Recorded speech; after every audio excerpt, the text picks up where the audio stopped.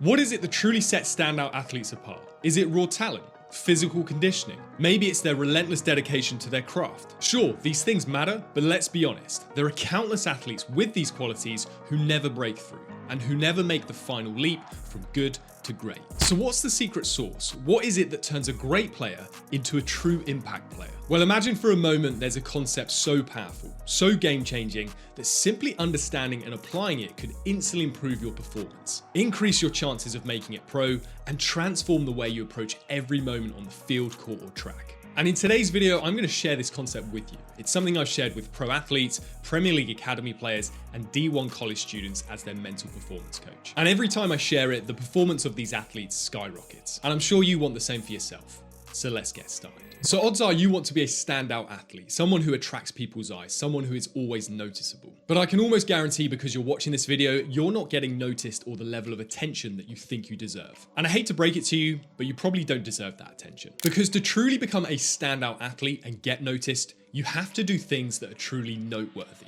In other words, things worth paying attention to. And those types of things in all sports come down to one simple characteristic: being a strategic risk taker. Most athletes, and even those at the highest level, get to a point where they either always play it too safe, or they're actually just terrified of taking a risk. And because of this, they never stand out. They can perform decently and slot in to be a consistent 5 or 6 out of 10 performer each week, but because of this, they stagnate and their potential fizzles out. They don't have a remarkable career because they've never done anything remarkable. But equally, on the other hand, you also have the reckless risk taker, someone who goes for the ultra ambitious play or move every single time. And because of this, they constantly make mistakes. Their rashness ends up costing themselves or their team, and they end up making a fool of themselves and lose all sense of trust from their coaches. But the very elite in every sport get to the top and consistently stay there because they've mastered the art of strategic risk taking. They're able to instantaneously analyze a situation or play and make the correct decision to either play it safe or try something high risk but high reward. They're like chess grandmasters, carefully biding their time before pouncing with a game-winning move. With these elite performers, it seems like they pull out these incredible moments out of thin air, but actually, they're almost always pre-planned in some shape or form. So the question is, how do you become a strategic risk taker and start having those noteworthy performances that leave scouts or recruiters desperate to sign you up? Well, you carry out one simple exercise on a frequent basis, and that's called the risk review. This is a simple but powerful exercise that can be adapted to any sport, and if correctly applied, will allow you to start putting in those standout performances so that you finally get noticed and offered the better opportunities that you're after. And a quick note before we start, you have to be mindful of the wider context of your situation based on things like the sport you play, the position you play, if it's a team sport, and also your coach's expectation and playing style or tactics. All of these things determine what types of risks are acceptable and also valuable. So step one is to identify suitable risks. Here you need to think about all the types of risks that, if they come off, are incredibly valuable in your sport. Think about the moments that arise where taking a risk could lead to a high reward outcome. You know your sport and position best here, but here are some examples. So in football, if you're a centre mid, this could be attempting an ambitious crossfield pass to break through the opposition's lines. In basketball, it might be taking a catch and shoot three from an unexpected angle or range. Or in tennis, it could be going for a sharp cross-court winner instead of a safe return. And so whatever your sport and position, list out a few different things here. I'd say up to around 5. The key things that, if executed, would be high impact in terms of improving your chances of winning or succeeding in your performance. And please also avoid things that are just for show. Doing certain skills or flair moves, sure, they may look good, but if they have no practical value, then you're just showboating without actually making an impact. Obviously, in some sports like gymnastics or skateboarding, yes, certain moves or tricks are performed that look fancy, but they contribute to your overall score if executed perfectly. So in those situations, it's completely fine and suitable to take that risk. But in something like football, just doing 4 stepovers and a Rabona for the sake of it, that's just pointless. So be thoughtful here. Remember, we're looking to build strategic risk taking. That word strategic means to identify your overall aims and interests, so you can then gain some form of advantage. Right, so step 2 is to give a current rating. So what you do here is rate yourself on how frequently you currently take these risks. And be honest with yourself here. You may have gotten into a bit of a rut where you're scared to take risks because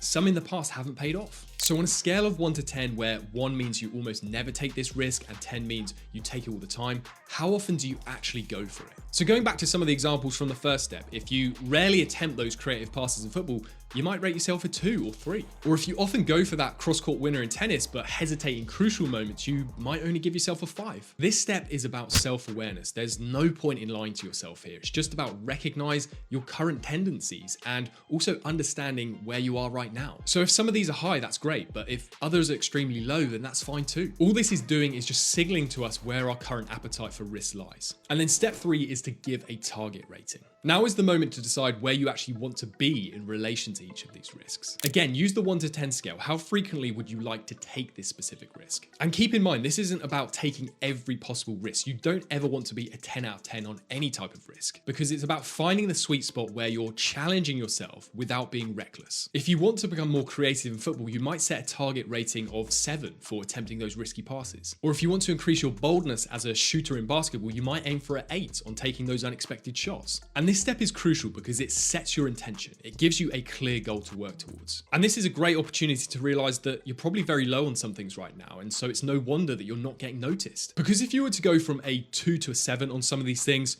sure, you would take more risks that don't actually pay off. That's why it's called a risk. But you would also more regularly put yourself in the position to really become a standout performer and make the difference in real games, matches, races, whatever. Because once again, you can only become regularly noticed by doing things noteworthy on a regular basis. And don't get me wrong, it's hard to get the balance right between taking risks and playing it safe. Both have their deserved place in all kinds of sports. But this exercise is all about developing a clear and thoughtful process to an aspect of sport that so many athletes are terrified of. And then step 4 is practice risk taking. With your risk identified and your target rating set, the next step is to put this into practice. So before each training session or practice, pick one of the risks from your list to focus on. So let's say you've identified taking a risk in basketball, which is taking a shot from just outside the 3-point line when the defense is tight. Before your practice, make a mental note that today you'll focus on this specific risk. And throughout the session, actively look for opportunities to take this shot. Don't worry about making mistakes. This is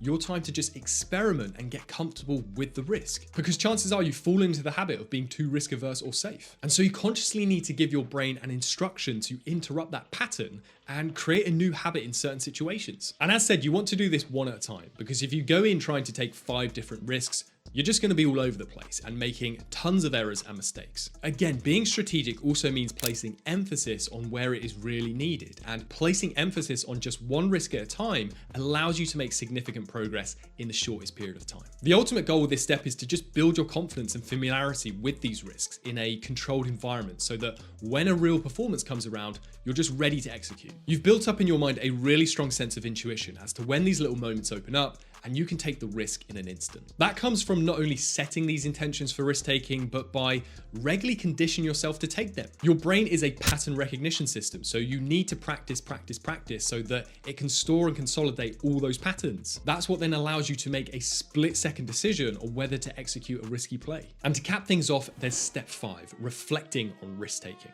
Finally, after your practice or game, it's time to reflect. This is where the real growth happens. It's important after every practice and real life run of strategic risk taking that you ask yourself prompt questions like, did I take the risks I planned to take? How did it feel when I took those risks? Was I confident or did I hesitate? What was the outcome? Did it work out or did I make a mistake? If it didn't work out, why? Was it poor execution, bad timing, or something else? And what did I learn and how can I improve next time? This reflection process is what will turn your risk taking from something that is completely random into something strategic. It's what will help you fine tune your approach, making you a smarter, more effective risk taker over time. And it goes back to what we were saying a moment ago. It builds up the patterns in your brain so that over time you can rely purely on instinct and not have to overthink things. And the end result is that by consistently going through this risk review process, you'll not only start taking more calculated risks, but you'll also start to see those game-changing moments more frequently in your performance. And that's when you'll really start to stand out and get those opportunities that you truly want. Once you've made this a consistent habit, you'll finally be on track to becoming a pro in your sport. But there are also many other things that you must do to improve your chances of this. So to find out what these things are, then check out this next video here.